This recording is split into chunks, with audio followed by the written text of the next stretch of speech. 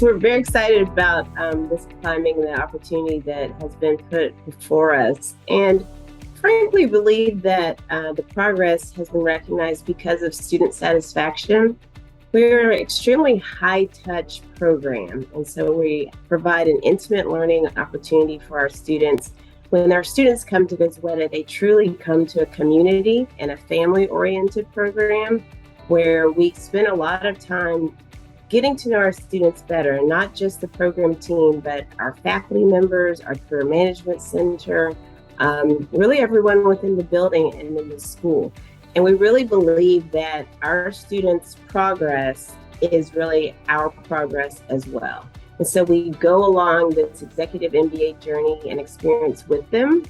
As anyone knows who has gone through an Executive MBA program, it truly is a sacrifice in that you're taking time as a busy working professional to better yourself, your career, and just your understanding of business acumen in general. But to manage all of that, you need a lot of support. You need support not only from your inner circle of friends and family, but you definitely need support from the school where you are attending. And so I do believe that our high touch approach really has lent itself to our high level of student satisfaction.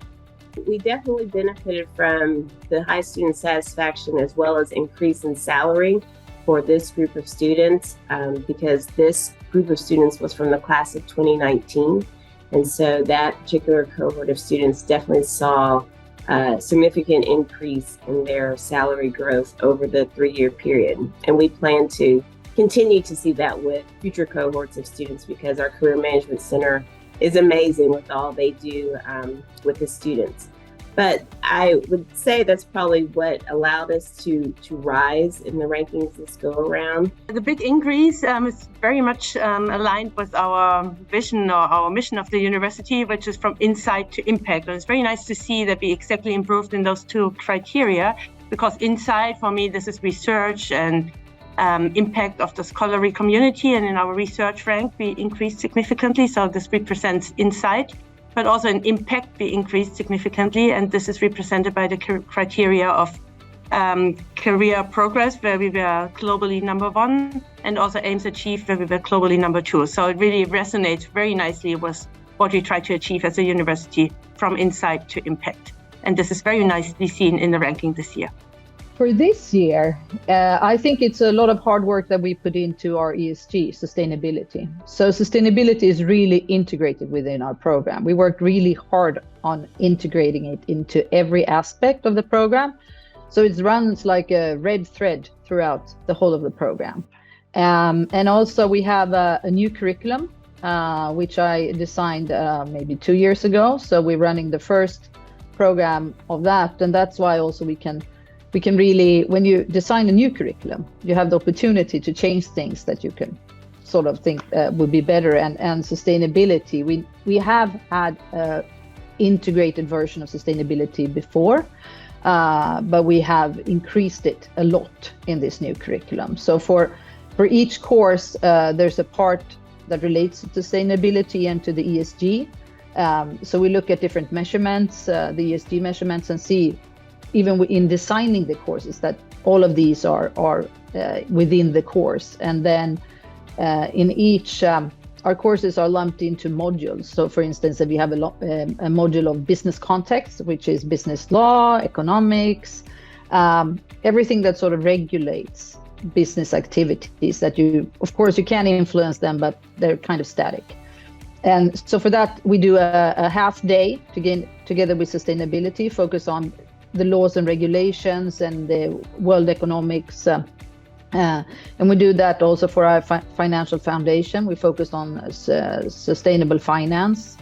We do it for our value creation module. We have a half a day where we're focused on a specific case on the base of the pyramid and how you can market and innovate towards those types of segments. So, I mean, and then they do a huge project in ESG also. So there's a lot of that. And I think we know that was the main reason that we climbed in the ranking. Yeah, if you look at the FT ranking, they essentially look at a couple of key dimensions. I think what the media typically picks up is the students' salary and career. And I must say, this is just one side of the story. Obviously, our students are very accomplished. And in fact, for any EMBA program, the success of the program often depends critically on the students. But from my view, salary is just one aspect of it. The most important thing is about the infrastructure, the materials, the quality that the program provides to help these students move on with their future career success. And for that, I think I'm pretty proud of our program in the sense that we really are the program that provides a truly international experience to the students. If you look at the FT ranking, some of the important dimensions that they look at include the international course experience, where they measure the programs in terms of the percentage of international faculty, the diversity that the program encompasses, whether we utilize an international board and recruit an international body of students, and how many female faculty members that we are using within the program. And metrics like these are very helpful towards broadening the exposure of the students. And I'm very happy that the CAGE program actually does very well in this international dimension. I think we're most proud of our students. We love when students come back and visit us, and they do often. We have some students that literally say, this is home, and they just love coming back to campus and to the Executive MBA suite where they were as students, and now they're returning as our alumni. And so we get to know them, as I've been saying, very intimately. They do become an extension of us as a school. And so by spending time with them, understanding really what they are seeking within their careers is very vital and important. And I think that's what our team is really just most proud of. I'm very proud of the fact that the ESG criteria is something that consistently ranked on a high position on a global basis, because this is something that really drives me and drives us as a school. Because I do believe if we want to change the world, we also need to change executive education, because we train the leaders that are then running the organizations and the businesses. And therefore, a couple of years ago, we set out to really focus on that element and to make sure that our classes and our teaching is very much focusing on ESG criteria in terms of environmental impact, but also social impact. And we try to already think about that when we recruit our students, but also throughout the courses and the time that we have together with them. So it's very nice that this is also now reflected in the ranking, where you can see that on the ESG criteria, we are still on a very high rank and have been on that rank consistently, or not on that exact rank, but on the high ranks globally over the last years. That makes me really proud. I mean, this focus on sustainability, I joined the Executive MBA in 2016. And I have to say, we have continuously worked on improving our sustainability part and how to integrate it within our program. That's also sort of a demand from our participants. In 2016, we still had discussions in class. Why is this important? Now we don't have those discussions anymore.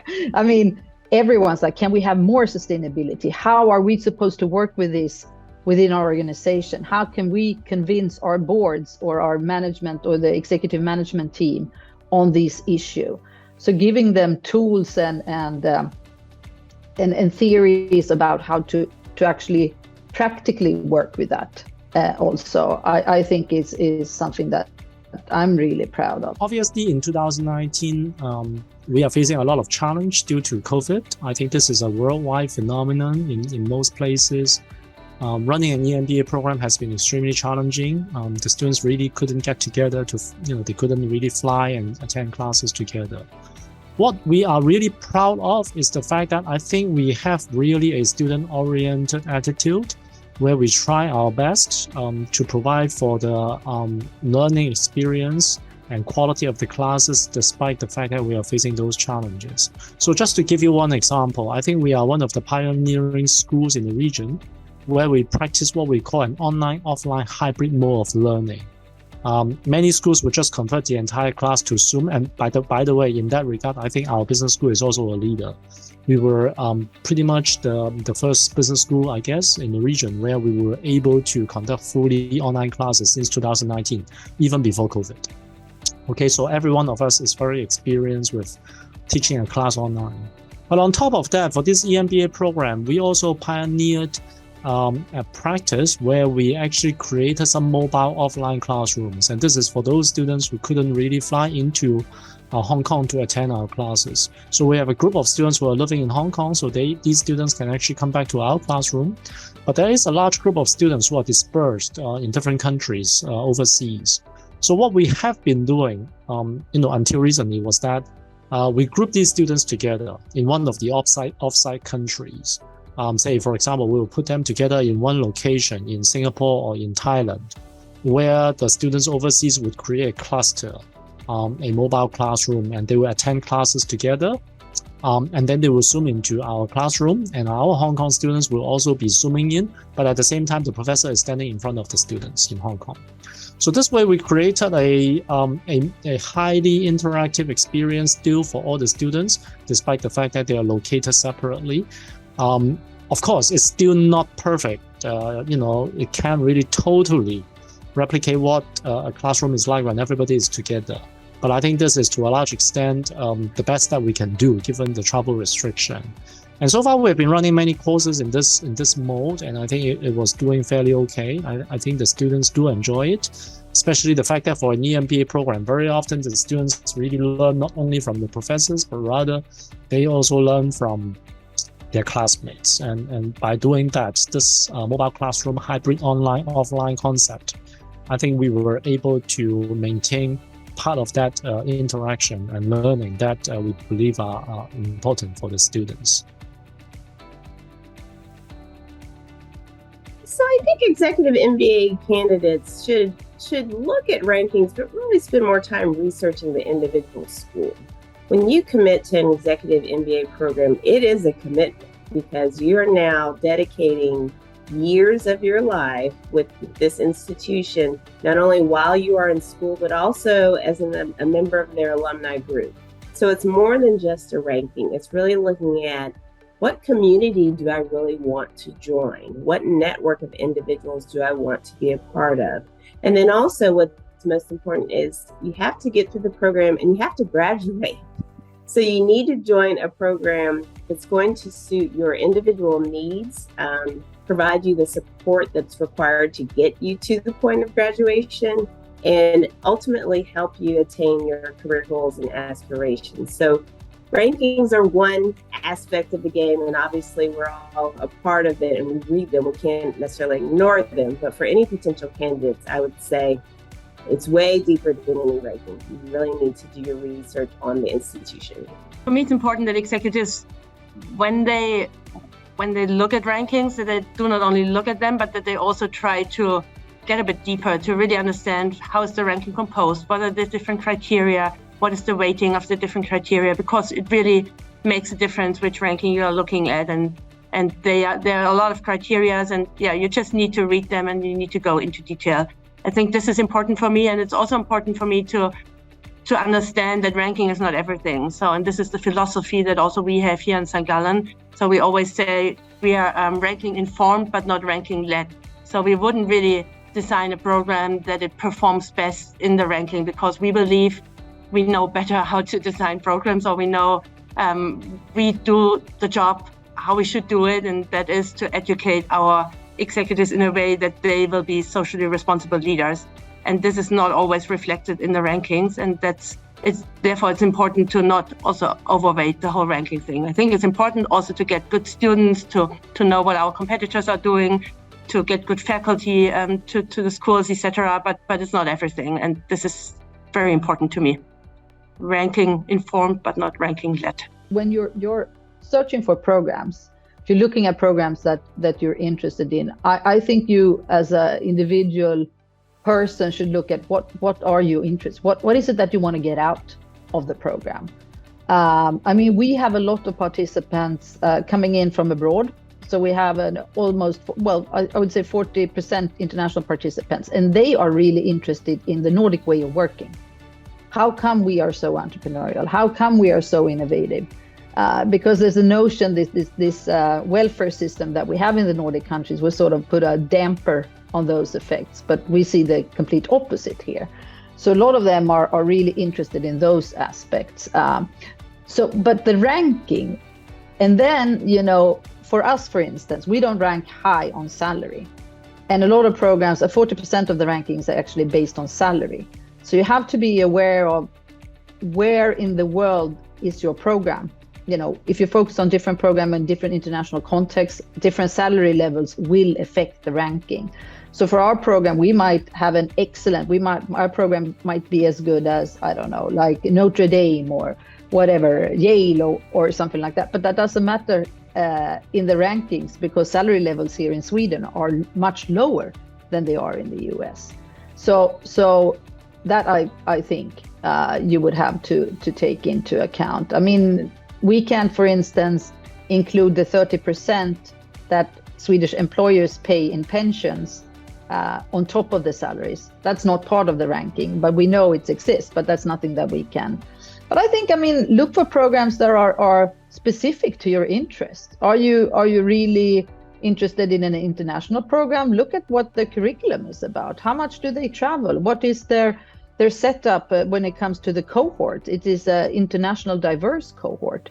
If you're looking for more experience, if you're junior and you really want to climb fast or you want your career to excel, look for a program where they have experience within the program, because then you can learn so much from the other participants and how they have dealt with their international career, for instance. So, and if you're senior, I would recommend actually working with where there's a lot of juniors, because then you can get, I think it's good when you can learn from each other. Juniors are more, you know, into what's going on right now. They are easily adapted. They are on top of everything. And we can see that within our program that it's a really good collaboration between the more experienced and the less experienced, and they learn so much from each other. So look at those things when you're looking for a program. I think ranking obviously is a summary measure, right? A school wouldn't rank well if they have not done many of these support well. But we should not categorically just look at ranking per se. I think we do need to look at what, you know, forms the success in the ranking. And for that, unfortunately, very often when the media pick up the news, they would look at some of the very easily observable metrics, such as salary. Now, of course, this is true. In fact, KH has benefited a lot from our students' career success. But that is not really the cause, I think. Rather, that is the outcome. You know, that is the consequence of what the program has been doing to help this student move forward. So the salary is an outcome after the program has provided all those benefits, right? Like, for example, the classes we schedule, the international exposure we provide, the close collaboration that we have with the Kellogg side, so that despite COVID, the students can still enjoy some global trips. And all of these complementary activities, our workshops, our faculty, I think all of these are the most important factor that ultimately drive up the ranking and drive up the salary of the students. So it is essential for them to look at, what these complementary activities are and whether they are really creating benefit for them if they foresee themselves to be joining the program.